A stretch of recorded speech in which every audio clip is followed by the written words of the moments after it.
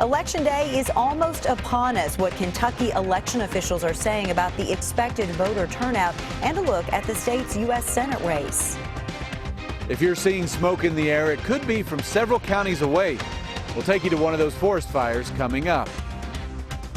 WKYT investigates how Lexington police are changing their focus when trying to stop the problem of prostitution in the city.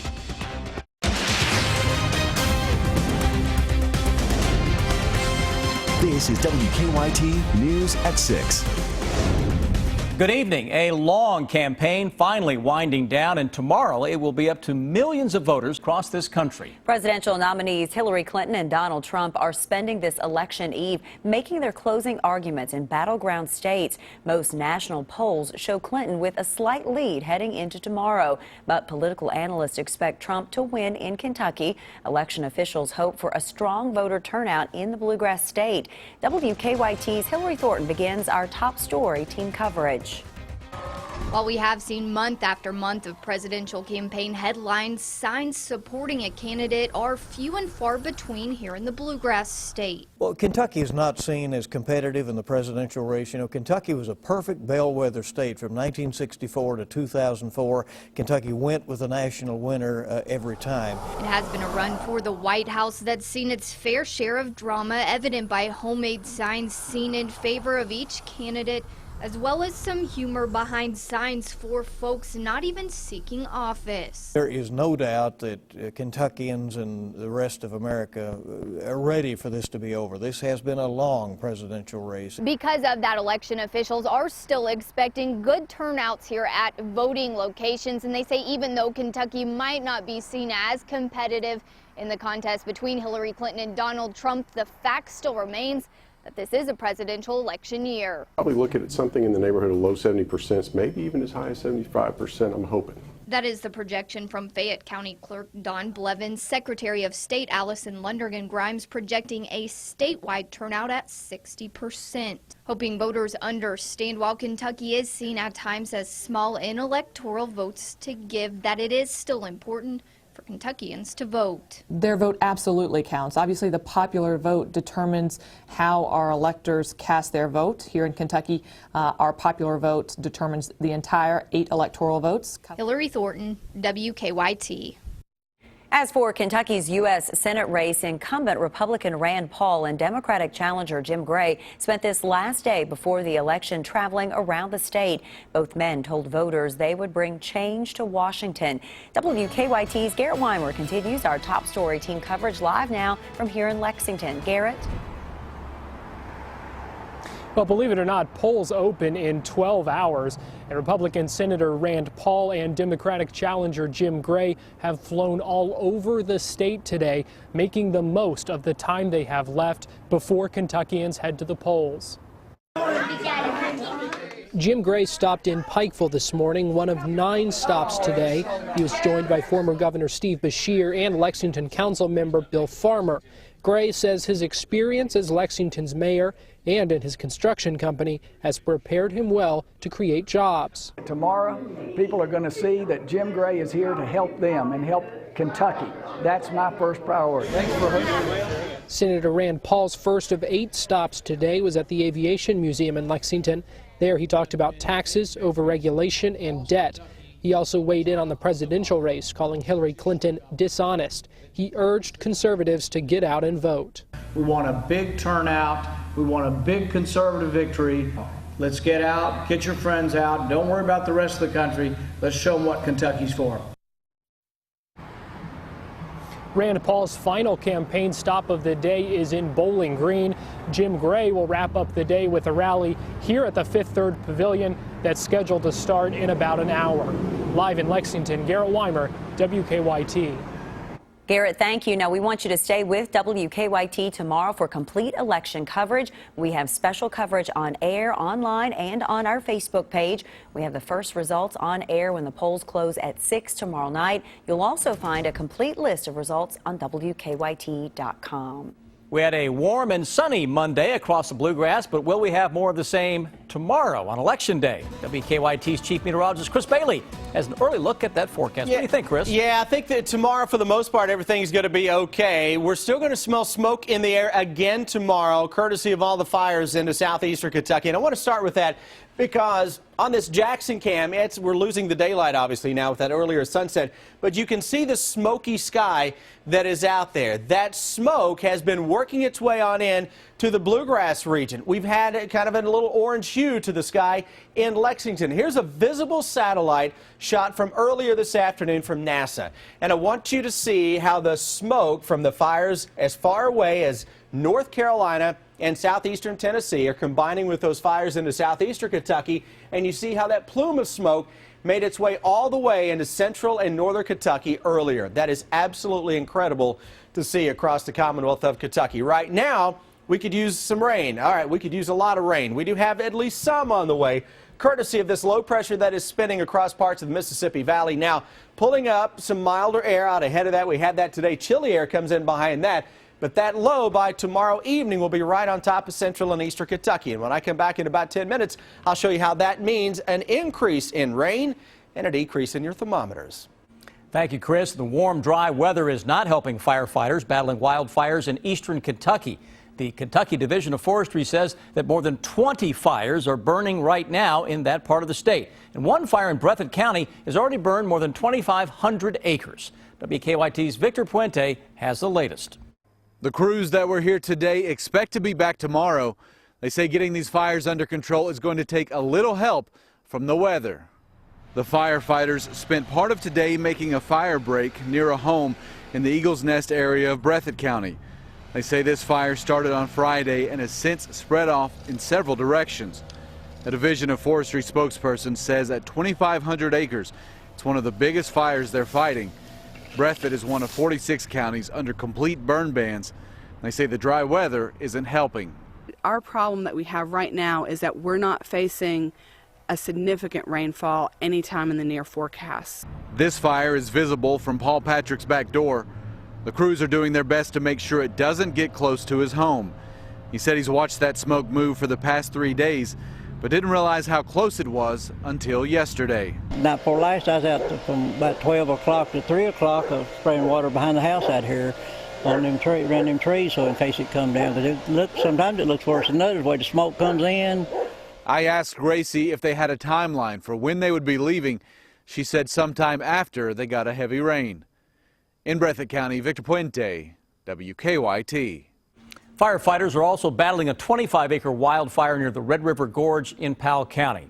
It is a different way to deal with an age-old problem. Instead of arresting prostitutes in the city, Lexington police are now going after those who supply them with money and more likely drugs. And police are helping the prostitutes get their lives back on track. WKYT investigative reporter Miranda Combs has the story. If they meet someone at risk, they can't go, well, I don't know. They actually have all this stuff out there. They are here for the first time together. The police department's thought process now is we're doing it wrong. Counselors, rehab specialists, and community outreach have come to the table to figure out how to fix an underground danger that's happening in broad daylight.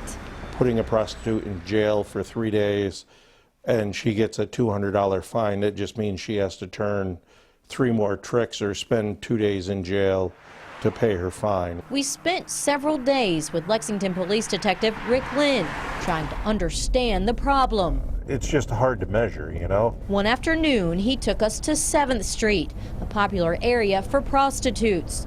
We immediately met 2 women. Detective Lynn has known them for years. Yeah, I used to be the big thing out here. I'm not gonna lie. Ricky Lynn's got me a couple times. But his goal these days isn't to lock them up. It's to set them free. 90% of prostitutes he sees are also drug addicts. We're not going to target women who are involved in prostitution. We're going to treat them more as a victim and try to get them help. To put the problem in perspective, this woman is 26. When did it start for you? I was 19 when I started hanging out around on the streets, using drugs, and then to to fuel my addiction, I started prostitution, and that just, from there, it really went downhill. And here's the proof. 7 years of marks and scars, reminders how far she's fallen. And once you use a spot for so long, it'll pretty much die, like your vein dies, is what I call it. And you have to move to another spot, yeah. She doesn't have a home, not even a packed bag. She lasts just a few hours before she needs more money for more heroin. How does it work? You just keep saying like $20. Is that typically what you get? Depends on pretty much what you do. You can make more, but the least you'll make is $20. How much does heroin cost? The least you can usually get is $20. Detective Lynn stood back and listened to our interview. When's the last time you had heroin? Probably about 10 minutes before y'all pulled up. Stories like hers are the reason he says the game plan has to change. Our focus is on the Johns and on the pimps. If you take the money out of that whole equation, the only thing the girl's going to have is to go get help. Do you feel a shift in the relationship that you have with police these days? Oh yeah, definitely. From used to be I'd fear them. She also has learned to trust the people who run this place, Natalie's Sisters. Just down from the same part of town prostitutes tend to roam. You know, every week we see more and more ladies coming in. Natalie's Sisters is a first touch ministry to get the prostitutes help when they're ready. And that's what we're here for, is to help them see that they are worthy and to be ready to make that change. Until then, they don't have these things. They take bags of food and essentials to the women on the street. They partner with police. The woman we met on the street told us she was ready to go to Natalie's Sisters the next day. I'm holding you to that tomorrow. Okay? All right. Well, you better drive by and make sure she's there. We were at Natalie's Sisters the next day. You have seen her before she has come in. She said she would come in today to us. We hear that a lot when we're out on the street. We'll see you tomorrow, or we'll be in next week. And we take that with a grain of salt, because sometimes they will be and sometimes they won't. They know that when she is ready, this place will be here. The success of Natalie's Sisters is impressive. So far, they've helped 200 girls find a different life. Each color on this wall represents one of the rescued. Most of the girls don't want to be out here. Most of the girls want to get off the street. They don't know how, or the drugs are to a point where they're just lost. Now let's make sure it's clear. If a resident has a concern about a possible prostitute or disturbance, police will still address any public concerns regarding prostitution. But their focus is really on those around them, because again, they feel like if they take away the money source for the women and the traps women are caught in, the women will be more likely to get the help they need. Miranda, this is such a vicious cycle all the way around. You talked about help there. In the beginning of your piece, we saw a little bit of a meeting. That was a first of its kind, right? That was the first, but it won't be the last. Those groups are going to continue to come together, because that's the only way they think they can bring change, is if everyone comes to the table. Well, the prostitute you talked to, was she pretty willing to talk to you? Very willing, because she wanted to talk about her relationship with police and how that's changed, and Natalie's Sisters too. She's aware it's there, she's just not ready to make that step and go. Very brave of her to speak out to It you. was. Miranda, thank you. The Cats looking ahead to Tennessee on the road after a tough loss at home this weekend to the Dogs. What Coach Mark Stoops said today about his team in 11 minutes.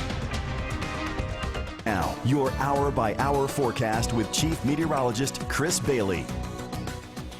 Well, on this Monday, dealing with mild temperatures out there, dry yet again, and the smell of smoke filling the air across many communities of central and eastern Kentucky. Those forest fires continue to burn out of control in many cases across the southeastern corner. Hang in there, folks. We're going to try to get you some rain second half of tomorrow into tomorrow night. May not quite be enough, but we'll take each and every drop. Look outside with your Defender radar network now. Clouds are increasing into central Kentucky, and the clouds the farther west that we go are fairly thick, and that will continue to increase. No precipitation under those clouds. You got to get west of the Mississippi now to pick up on some rain for the most part. The little stuff is developing here into Mississippi. Low pressure right along the front. It's a weak low. but tomorrow afternoon into the evening, that's going to be close enough to give us that increase in clouds and also the possibility of a late election day shower. Chilly air comes in behind that. So let's break down the next 24 hours. We'll start with your election day tomorrow morning, heading to the polls bright and early with temperatures into the upper 40s to low 50s into many areas.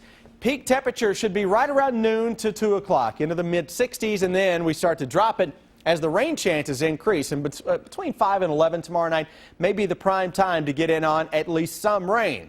Some being the key word. But there's a chance that the heaviest rains fall across the areas that desperately need it. Southeastern Kentucky, 1/4 to 3/4 of an inch in some areas, a strong possibility late tomorrow afternoon heading into tomorrow evening. And indications we may see at least a band of rain as opposed to kind of the scattered stuff.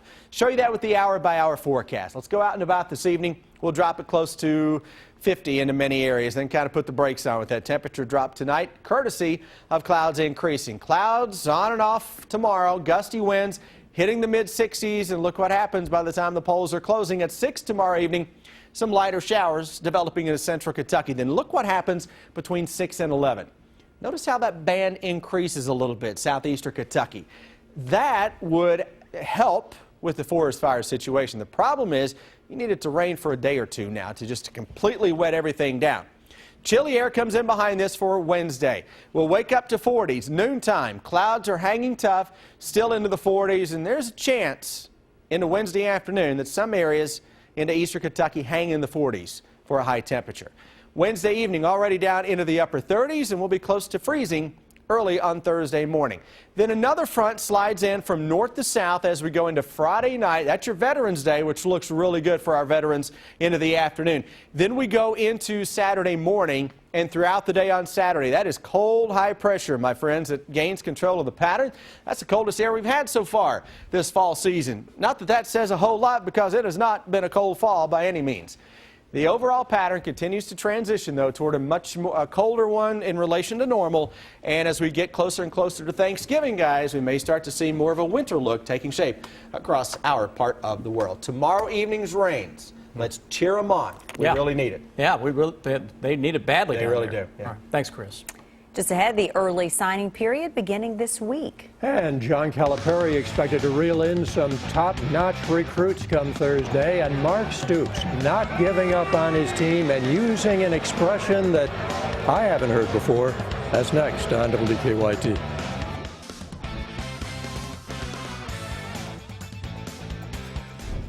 The Wildcats heading for Knoxville, Tennessee Saturday. They can still win the SEC East by beating the Vols. Florida would have to lose its 2 remaining games against South Carolina and LSU. Mark Stoops said today his players are not giving up after that tough loss to Georgia. And he used an expression today that I, for one, haven't heard, that he's not giving up on his team. Team will be fine. We'll be ready to go. They'll be back to work, I'm sure. They've been resilient, and they'll bounce back. There's no doubt in my mind. Don't ever quit your cattle on a stormy night.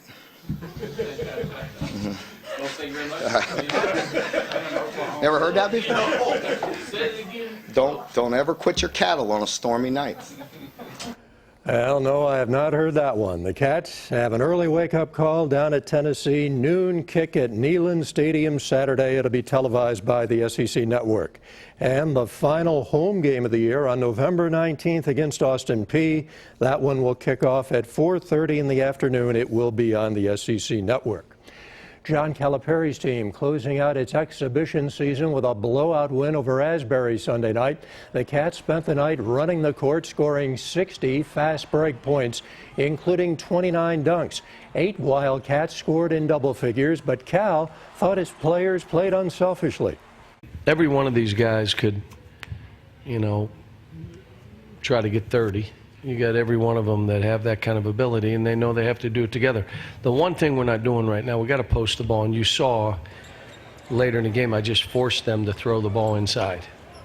You cannot play winning basketball unless you have post presence. And Malik Monk has been named the SEC Preseason Player of the Year by CBS Sports. Joining Monk on the All-SEC Preseason First Team teammates De'Aaron Fox and Bam Adebayo. That's preseason freshman of the year. Arkansas's Moses Kingsley and Georgia's J.J. Frazier, other two first-team members. CBS also picks John Calipari as the preseason coach of the year. And the early signing period for high school players begins Thursday. A few top recruits are expected to commit to UK. P.J. Washington, 6'8" power forward out of Dallas. He has it down to UK, North Carolina, and UNLV. He is expected to pick the Cats during ESPN's signing special. That is Thursday night at 6 o'clock. Kentucky is also predicted to get a commitment from 6'11" big man Nick Richards out of the New York area.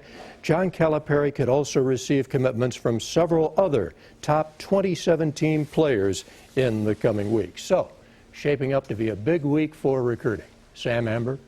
Rob, thank you. A final check of your First Alert forecast with Chris is next. And then on the CBS Evening News, the latest from the Clinton and Trump campaigns and a look at the state of the race in battleground states. All right, Chris, tonight? Yeah, we're mainly dry tonight. Late day shower threat. Better chance tomorrow night. All right, have some breaking news on the CW election. And next at 6:30, we'll see you then live.